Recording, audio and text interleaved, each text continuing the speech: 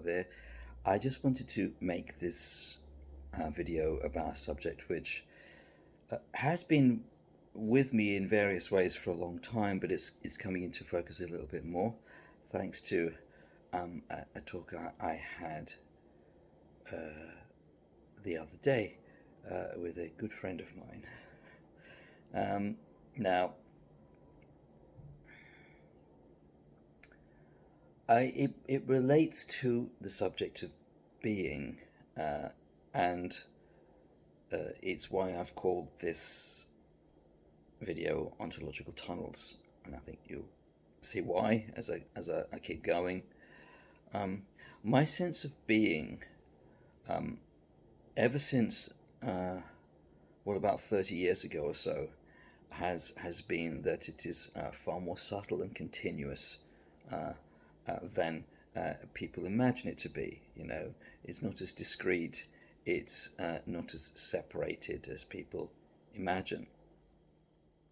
So that's one thing. People will experience in various mystical traditions something which they refer to as the oneness of being, where they experience everything as one, basically, and one intelligence, in a sense, one being or sense of being, yeah. But it's difficult to pin it down because it's not. It's difficult to define, yeah.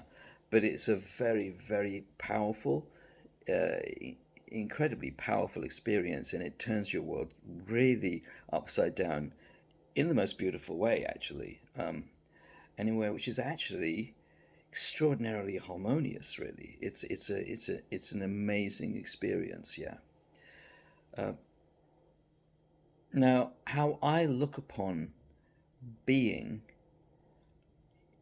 in the terms that we would normally experience it is not so much that we are objects, yeah, separate objects, but almost as if we were tunnels or passageways which back out and expand out into other areas of being where other things join up and it becomes almost like a fractal pattern. So you are actually part of a fractal pattern of being, in a sense. So there is a sense here that,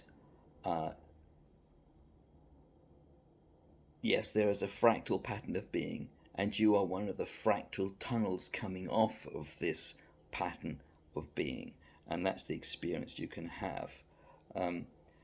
Now, people will then say, well, this all leads back to a kind of a unity or a union or something. Is that God, they'll say.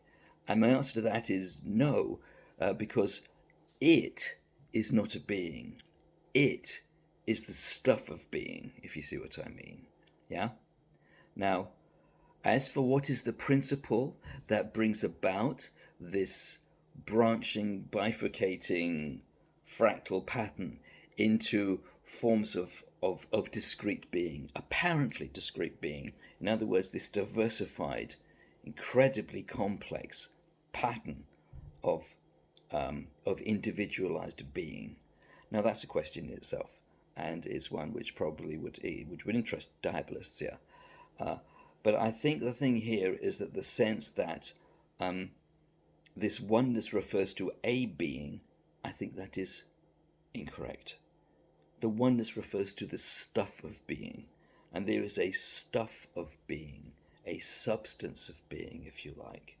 And this is what flows through us in a sense. It is our life in a in a far more than biological sense. It's our ontological life, I guess you could say. And it gives us all of the vitality, all of the true selfness or apparent selfness, the thing that lies behind selfness. It gives us that, yeah, and it is constant. And we are we are part of that. And one of the problems we have is that uh, it's as if we are stuffed down the end of one of these tunnels, yeah? And that's when you get very identified with my body's, my body, my thoughts, my emotions, my problems, etc., etc., etc., my circumstances, apparently. That's when you get identified with these things and you get stuck, yeah? And that's why it's a very good thing to try and relax and ease back into the tunnel so that you can have greater space, because there's a lot more space behind you, so to speak. Um, that's one thing.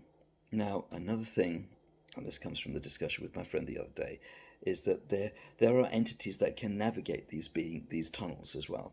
There are entities that can navigate these tunnels and they can come through people. And this is now there are two things here. One, this probably has a relationship to the phenomena of spirit possession, and also spirit inspiration, and all these sorts of things. So it has a relationship to that. And it's also possible that these beings actually mediate the experience of oneness of being as well. Um, so there are a lot of things here. So there are it's quite complex and subtle, and in its ramifications. But I really do think that this has something to do with how things actually are, because in general we don't understand how things are. Um, Another thing that comes with the experience of oneness of being, in my experience, is that your entire sense of causality and your entire sense of orientation in time is sort of turned on its head, really. Yeah. And it's at this point that you really lose materialism. Materialism goes out the window at that point. Yeah. And you actually see that all of people's ideas about causality are, in fact, largely erroneous.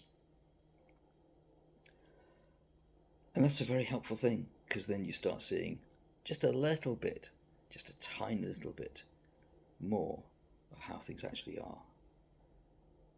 Because the accepted wisdom, the accepted ideas, especially nowadays, of how things happen, what's important, how change happens, how things are safeguarded, how change happens, absolutely erroneous. Just the most ridiculous, complete.